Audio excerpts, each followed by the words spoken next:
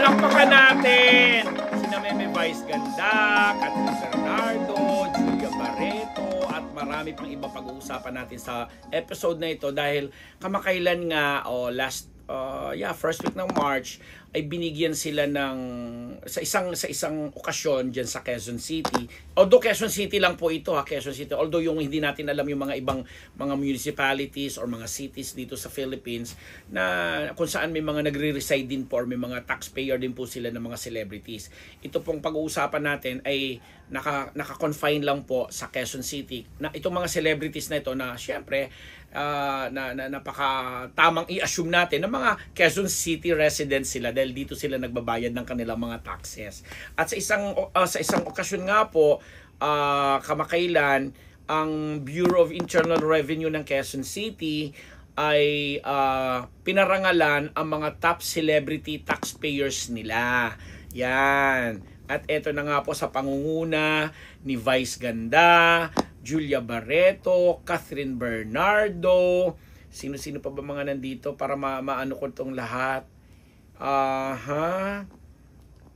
Hindi naman inisa-isa dito sa source ko. Sino ba to? Alam ko dito may Ding Dong Dantes pa. Basta ang dami nila. Albert Martinez, of course, nakita ko dun sa listahan. And Darren Espanto, yes, Kim Chiu, Daniel Padilla, and marami pang ibang celebrities. Nakakatuwa lang po ito, sabi ko nga ulit,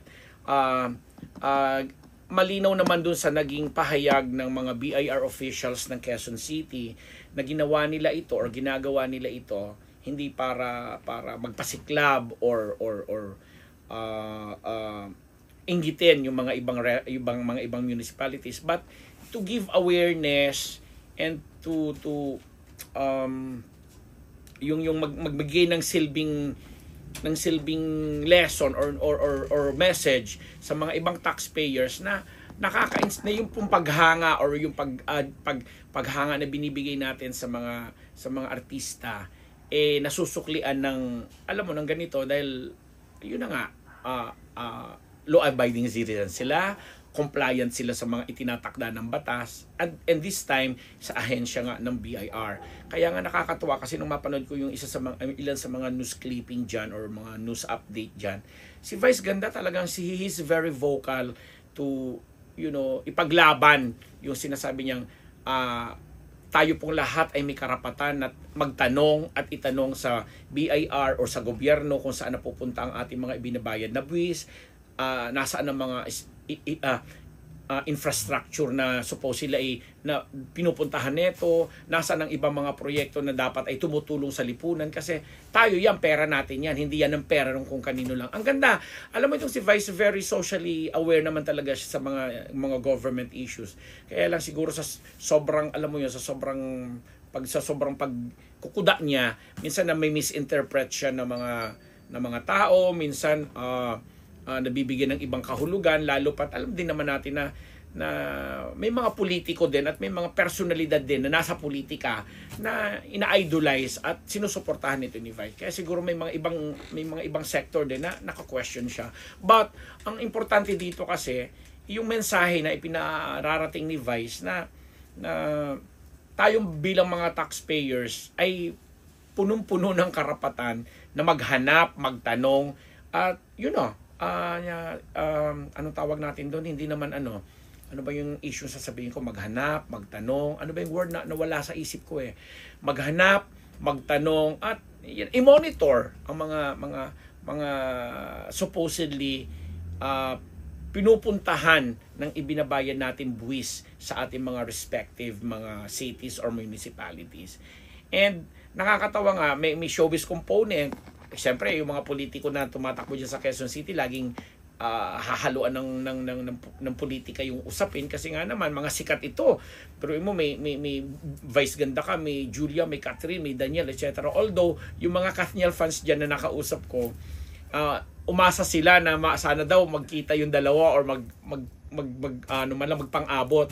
But the thing was, hindi nangyari yun kasi si Catherine ay hindi nakadalo dyan, habang si Daniel naman ay nirepresent ng kanyang nanay na si Carla Estrada, kasi nga po binigyan sila ng parang certificate or something recognition mula sa Quezon City Government BIR na pinagkakaloob dahil naging role model sila at maganda silang example ng mga nagbabayad ng tax dito sa Quezon City. I remember Chris Aquino during her heydays na talaga namang si Chris isa yan sa mga masigasig at masinop magbayad ng mga buwis niya at lagi siyang binibigyan ng atensyon, pagpaparangal, nire-report ng BIR na isa nga yan si Chris sa mga taxpayers nila na sana hopefully na sana ginagawa din or naibabalita din ng Quezon, hindi lang ng Quezon City, pati ng mga iba pang mga mayayamang lugar, especially dito sa Metro Manila, na yung mga malalaking kumpanya diyan, yung mga bilyon-bilyon ang puhunan sa kumpanya nila, at sana may report din na may mga ganyan din silang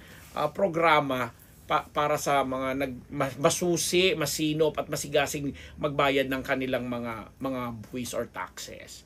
'Di ba? So ang saya lang. So yun yung ilan sa mga kaganapan, and mai-segue ko na rin si Vice Ganda na pinapurihan din siya ng mga netizens at ng ilang government agencies dahil nga doon sa Showtime nilang programa na kung saan merong isang kandidata na sexy babe na kinuha pa yata siyang after nung kanyang babonggang exposures about Comelec, nagpunta siya sa Comelec at alam mo yung ganun, na nagre-react sila pag may mga ganun, nagba-viral at pinag-uusapan. Pero itong government agencies kasi minsan, walang dead lang sa mga pangyayari. Kailangan pa talagang magkaroon ng Vice Ganda na kukuda o di kaya Tito Vic and Joey dyan na, alam mo yun, na mag-aanunsyo ng ganito, ganyan. Or ibang mga personalidad. Si Willie Revillame, madalas din magkukuda sa ganyan.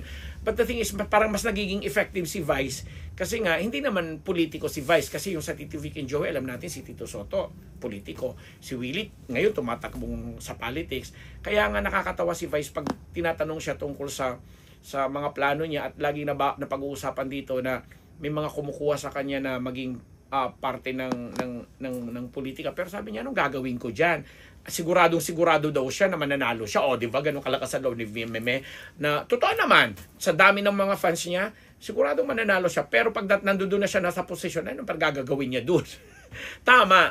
So, dito sa Showtime, muli niyang inano yung mayroon siya doon segment na Quiz V or something na tatanong sa mga studio audience nila ng mga trivial question, mga acronym tungkol sa mga government agencies, mga issues sa grammar, English, Filipino, history, mga ganyan, mathematics, may mga ganon, sari-sari na sana daw ay maging full full segment na siya. Pero naririnig ko, nababalitaan ko naman sa mga executives ng It's Showtime na parang kinoconsider nila yun, lalo pat nagkakaroon nga ng magandang reception at acceptance yung mga tao. No? Kumbaga, kasi minsan di ba pag may mga ganun si Vice, parang feeling natin nai-insulto or ini-insulto tayo. Pero ang ganda nga, napaka-positive ng reception. Kung gaanong ka-positively rin, tinanggap din ng mga BIR officials nga ito, yung sinasabi talaga, sinang-ayunan nila si Vice nung sinabi ni Vice na wag po kayong mahiya na magtanong,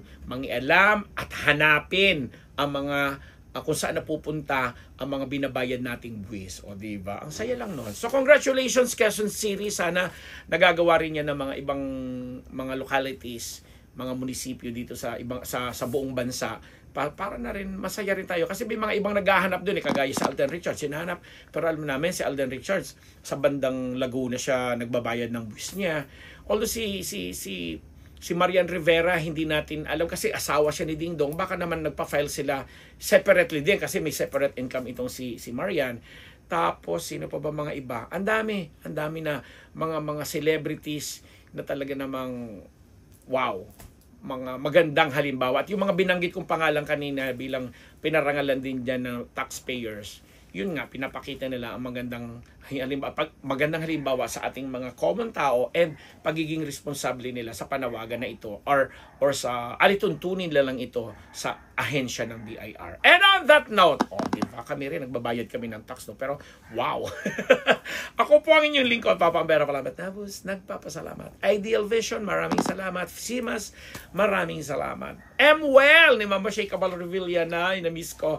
Maraming salamat po. At kay Colonel Jundi Bayuga sa Faces and Curves. Thank you po sa inyong lahat.